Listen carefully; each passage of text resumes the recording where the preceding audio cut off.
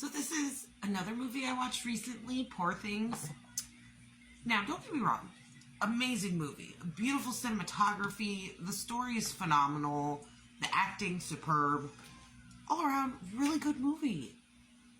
The only thing that made me feel icky, like, a little icky, it's obviously kind of like a modernized Frankenstein, if I could talk, Frankenstein story.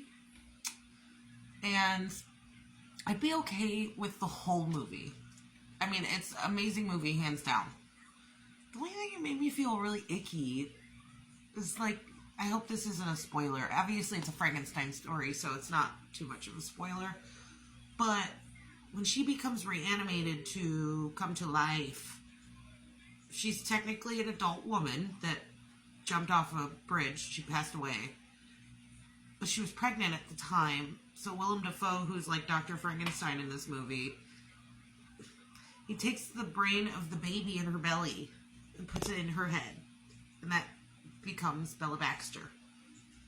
So the whole movie, she's infantile in most of the movie. She's learning, developing. She's technically got the brain of a baby. A newborn baby. So yeah, that's fine and all. But then, she discovers her no-no parts down there. And really likes that. I don't have to say much more. You kind of can put two and two together. That's what disturbed me about this movie. Why'd you have to make it a baby brain? If it was an adult brain in her body, I wouldn't be so freaked out by all the spicy bits in the movie. Because I'll tell you what, a lot of them. It's the fact that she's got a baby brain. And there's a lot of spicy bits in this movie. And she acts like a child throughout most of the runtime.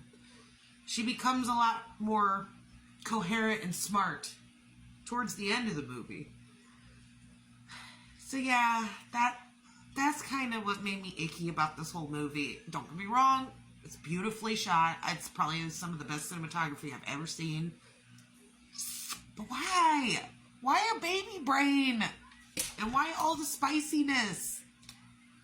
I could have gone my whole life without putting those two things together. It makes me feel gross. Okay? I know she's in an adult body, but it's a baby brain. And she learns and develops just like a child. So to see this childlike brain be manipulated and basically taken advantage of, because let's be honest, that's what's happening, by a lot of men in this movie. It's really gross. And there's actually a part where she ends up becoming a woman of the night. Still quite infantile at this point, but sure, I'm just supposed to be okay with that. I don't know. I just said that if they would have done her with an adult brain, this movie would be 100 times better in my opinion. It's just that whole thing made me feel icky. It's a great movie, but that part is just kind of gross. And it could have been written differently in my opinion. And the fact that it's a man who made this movie also kind of makes it more icky. I don't know, just my opinion.